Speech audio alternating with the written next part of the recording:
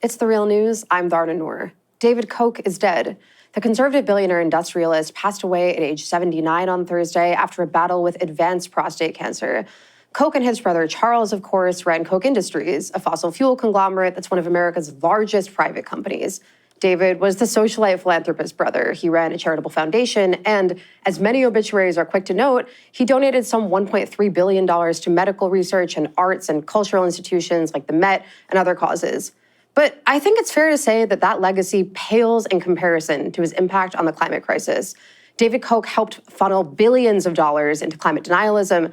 I'm joined now to talk about this with somebody who knows this impact firsthand. Michael Mann is a seminal climate scientist, perhaps best known for his work on the hockey stick graph. He's a distinguished professor of atmospheric science at Penn State, and he's the author of several books, including the most recent, The Tantrum That Saved the World, which is a children's book on climate change, which he co-authored with Megan Herbert. Thank you so much for being with us today. Thank you. It's great to be with you. So, Michael, for viewers who don't know, of course, 20 years ago, you discovered that temperatures had risen by 1.4 degrees Fahrenheit since the late 1800s, and 2/3 of that warming happened since 1975. You just went through a crazy lawsuit with a climate-denying scientist, Tim Ball, about your work on that famous hockey stick graph, but that wasn't the first time that you caught heat for that, right? In 2005, a Koch-funded congressperson attacked that work, and then you were the subject of this crazy smear campaign led by Koch Industries. What exactly happened there, and why did they see your work as so dangerous, as such a threat? Yeah, well, I did catch heat, no pun intended, for the work that we did now 2 decades ago in publishing the hockey stick curve. It's an estimate of how temperatures have varied over the past 1,000 years, and it became sort of an icon in the climate change debate. And I found myself in the center of attacks by sort of the climate change denial machine, the fossil fuel industry, and indeed Koch-funded attack machine aimed at discrediting the work of scientists like myself to try to forestall action on climate. So I've been enduring that for nearly 2 decades now, but it has been an opportunity. It's not what I signed up for when I decided to double major in math and physics and go on to study the modeling of Earth's climate system. Right. But because I did ultimately find myself at the center of the very fractious debate over climate change, I've embraced the role that gives me to inform this very important discussion. You mentioned this lawsuit that was dismissed. So I've often been subject to defamation by climate change deniers. In this case, Tim Ball, a Canadian climate change denier. The Canadian court actually dismissed the case because they concluded that he has so little credibility that nobody would believe his defamatory comments about me anyway. And this is the second time Canadian courts have come to a similar conclusion. Another prominent Canadian climate scientist, Andrew Weaver, had also brought a libel case against Tim Ball, and it was dismissed by the court because they said Ball isn't credible in the first place. So that sort of tells you something about the nature of the opposition, as it were. And this all does connect up in the sense that David Koch, the Koch brothers, and the fossil fuel interests that they've worked with have literally spent tens of billions of dollars trying to build this echo chamber, or some would call it a Potemkin village, a facade of climate change denialism that looks legitimate until you scrape the surface and you realize, no, it's just a bunch of hacks who are funded by fossil fuel interests to create noise, to sow doubt in the public mindset about climate change. Sure. And the Koch brothers obviously had, and Charles Koch still has, a vested interest, a financial interest in maintaining the status quo on climate change. Koch Industries has their hands in tons of industries, cars and paper and fabric, but they made their money in oil. Their father made his fortune in oil pipelines and oil refineries. And Greenpeace estimates that from 1997 to 2015, they put $88 million into funding climate denial, as D. Smog noted. That's even more than ExxonMobil. But they don't just attack climate scientists, right? They also funded false climate science, as you were just speaking to. Could you talk a little bit about what that climate science looks like and why it has this kind of veneer of truth to it? Yeah, it's a veneer of truth. I said a Potemkin village, one of these false facades that looks real. It looks impressive. Again, and then you scratch beneath the surface and you realize that it's, people like Tim Ball who are not actually credible from a scientific standpoint. but they've been very effective at sort of playing the role of the scientist. And the public often doesn't know any better. You put a scientist up against a talking head, they can't determine who has greater credibility. They're not able to litigate, the qualifications.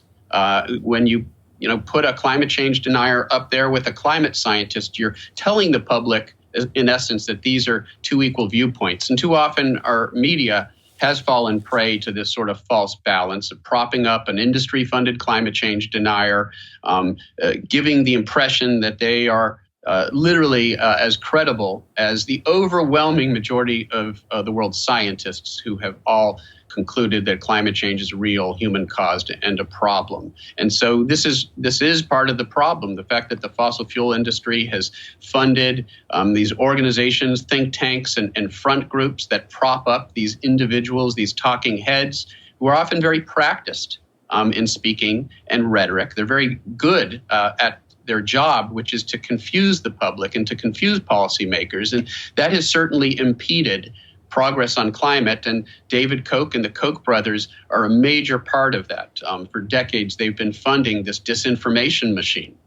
Yeah, Koch, interestingly, just died a week after the new book Kochland by Christopher Leonard, came out. That focuses on that decades-long influence. And one thing that Leonard explains is that the Koch brothers were key funders of a 1991 Cato Institute conference. At the time, the Cato Institute was mobilizing because President George H.W. Bush had just said he would support a climate change treaty. Talk about how long this impact has been going on. I mean, this was before the phrase climate change or even the phrase global warming was really a part of mainstream public discourse.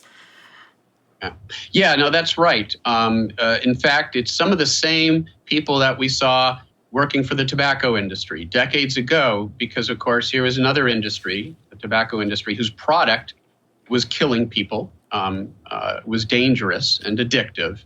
And instead of owning up to that, the tobacco industry spent millions of dollars funding a major disinformation campaign to try to discredit the evidence that their product was dangerous. Some of the same lobbyists, some of the same scientists who were willing to act as advocates for the tobacco industry, attacking their fellow scientists, mainstream scientists who were, whose work demonstrated that these products were harmful. Many of those same individuals today are funded by the fossil fuel industry to attack the science of climate change. And so what happens is you get scientists who do have reasonable credentials who basically sell out to polluting interests and become all-purpose deniers, what I call deniers for hire. They deny that tobacco is a problem. They deny that ozone depletion is a problem. They deny that cancerous, toxic chemicals are a problem, and they deny that climate change is a problem. What do all these things have in common? A very powerful vested interest whose profits are in conflict with the public interest. And those profits, of course, have been massive. According to Jane Mayer, the reporter who first reported on David Koch's death and has long covered Koch's influence, David Koch was the richest man in New York when he died. But as many have noted, he put over $1 billion into charitable causes. Others have praised the Kochs for their seemingly sort of visceral hatred of President Donald Trump, though, of course, they have many ties within his administration, from people like Betsy DeVos to Mike Pence and Scott Pruitt. What do you make of the Kochs distancing themselves from Trump? Talk a little bit about the impact that they've had on the current administration. Yeah.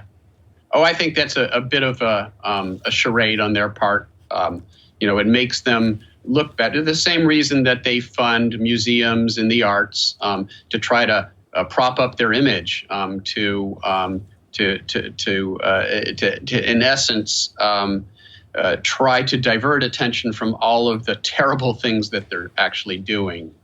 So yes, publicly they have tried to distance themselves from Donald Trump. But there was an unholy alliance that was reached during the campaign early on, where the Koch brothers essentially said to the Trump campaign, we will not oppose your campaign as long as you appoint our preferred people to all the key cabinet positions. In particular, climate change deniers, appoint climate change deniers and fossil fuel lobbyists to the Secretary of State position, to the EPA administrator position, and that's exactly what they did. The various cabinet members of the Trump administration is a veritable who's who of Koch Industries and Koch Brothers affiliated lobbyists, and that's what we've gotten. Our policies on climate, on energy, and a host of other matters has essentially been outsourced to the Koch brothers. That was the unholy alliance that was reached by Donald Trump. So we have to understand that, as we're distracted by the clown show that is Donald Trump, the circus act that is Donald Trump and his antics, meanwhile, a little bit more quietly, all of these Koch brothers connected administration cabinet occupants are dismantling our environmental policies, the environmental progress of the past half century, are doing the bidding of polluting interests like the fossil fuel industry, in removing incentives for renewable energy, throwing up roadblocks for renewable energy, and providing huge subsidies and incentives for the fossil fuel industry. And and many of those, those people in the cabinet not only take funding from the Kochs, but essentially owe their political careers to the Koch brothers. Last year, The Real News made a documentary called Trump, the Koch brothers, and their War on Climate Science, produced by Bruce Livesey. You're in it, of course. Viewers should check it out if they're interested. And that documentary explores the role that the Kochs played in electing this climate denier. Since that documentary came out, though, we've seen, the IPCC report on the impact of reaching 1.5 degrees above pre-industrial temperatures. We've seen these really important youth movements like the Sunrise Movement taking on climate denialism and, proposals for the Green New Deal sort of enter mainstream discourse. Will that movement do anything to combat the Koch's impact? And what role do you see them having in the 2020 elections with that kind of, opposition brewing? Yeah, thanks for that question. It's a really good one, and it's an important one because although there are all these reasons for concern, the fact that Donald Trump again has outsourced his administration to polluting interests. Senate Republicans are blocking anything that the Democratic-controlled House might try to do right now on climate. So we do have some real challenges. At the same time, what we're seeing in the form of the youth climate movement in particular is a recentering of this discussion, a recentering of this debate, because too often we allow it to be, the issue of climate change to be framed in terms of economic cost-benefit analysis, very cold sort of calculations that place far too much emphasis on the profits of vested interests and not enough emphasis on preserving this planet for our children and grandchildren. What these kids have done with the youth climate movement is to recenter this discussion where it needs to be centered. This is not simply a matter of science or politics or economics. This is a matter of our ethical obligation not to destroy this planet for our children and grandchildren. And these brave young children have gone out there. They've gone on strikes. They've engaged in all of these actions aimed at drawing attention to this crisis that we face. And they need our support. They are already being attacked by the usual suspects. Greta Thunberg, this girl from Sweden who has really sort of ignited the youth climate movement with her, very with her impressive presentations and speeches and the moral authority with which she speaks when she talks about the problems that we are creating for her and her generation. The usual suspects, climate change deniers funded by fossil fuel interests and the Koch brothers, are engaged in character assassination efforts to try to discredit her. They are sort of inciting hatred and potentially even violence against her and other youths who are demonstrating to raise awareness on climate. I believe it was Shell, the CEO of Shell, if I'm not mistaken, who said maybe it was the head of OPEC. I forget. It was one of the two of them said that the greatest threat right now to us is Greta Thunberg, is this 16-year-old girl, because of the awareness that she is creating, and again, the moral clarity with which these children speak, which I think really connects with people in a way that's making a difference. They need our backs. They need our support. They're putting everything on the line, and we need to help them. There's going to be a major march in New York City next month at the UN summit. I believe around September 20th. Yep, September 20th is the youth climate strike. Just checked in on it. It's Mohammed Barkindo, who's, of course, the Secretary General of OPEC, who said that Greta Thunberg may be the greatest threat to the fossil fuel industry, which in some sense, of course, shows that this movement is having an impact, that these executives are scared. Absolutely. It shows that Sauron's eye is focused on them right now. And of course, all of this, this action, this new talk about policies like the Green New Deal, policies about, centering a just transition, all of these policies are really important, but the stakes really just couldn't get higher. I mean, they're getting higher every single day. We're seeing melting ice caps and glaciers. We just saw the hottest July ever since record keeping began. And now, David Koch is gone, of course, and I've seen some responses to that basically say, okay, good, one down and one to go. But it's not so simple, is it? Will David Koch, the human being's death, have any real impact on the machine of climate denial? Or is focusing on his death actually, sort of a distraction in the same way that focusing on a Trump tweet could be? Does that really change anything for the kind of work or the kind of direction that this kind of movement needs to take? Yeah, great question. And, I do think that somebody's passing is an opportunity to take stock of their legacy. And frankly, I believe in the adage that, you should avoid when at all possible speaking ill of the dead. In this case, though, you can't talk about him and his legacy without acknowledging the fundamental damage that he's done. And indeed, even though he has now passed away, the legacy of his efforts are going to be felt for decades. Essentially, David Koch and the Koch brothers have almost single-handedly stymied climate action for 2 decades. If we had acted 2 decades ago, in fact, even 3 decades ago, when we already knew we had a problem, we would have avoided much of the damage and destruction and death that is now occurring because of the impacts of climate change. So in a very real sense, there has been massive destruction and massive loss of life that can be connected to David Koch and the Koch brothers and other plutocrats and fossil fuel industry CEOs who conspired to run a disinformation campaign to confuse the public and policymakers about the greatest threat that we face as a civilization. It's deeply immoral, and I think that is David Koch's legacy. He's now gone, but the apparatus that he helped create, the constellation of front groups, organizations that deny climate change, that fight efforts to actually get off fossil fuels, that attack the renewable energy industry.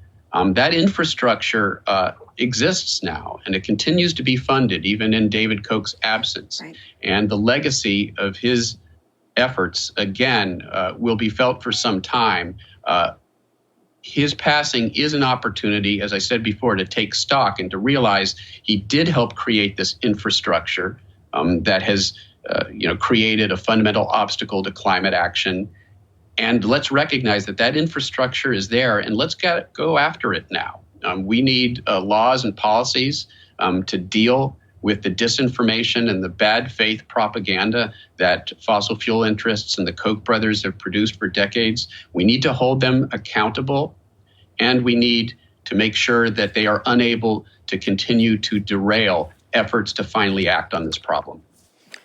We have to leave it there. Esteemed climate scientist Michael Mann of Penn State, thank you so much for being with us today. And as you continue to take on this legacy, we'd love to talk to you again shortly. Be happy to. Thanks so much. And thank you for joining us on the Real News Network. Thanks a lot for watching. Appreciate it. But do us one more solemn favor. Hit the subscribe button below. You know you want to. Stay up on the videos.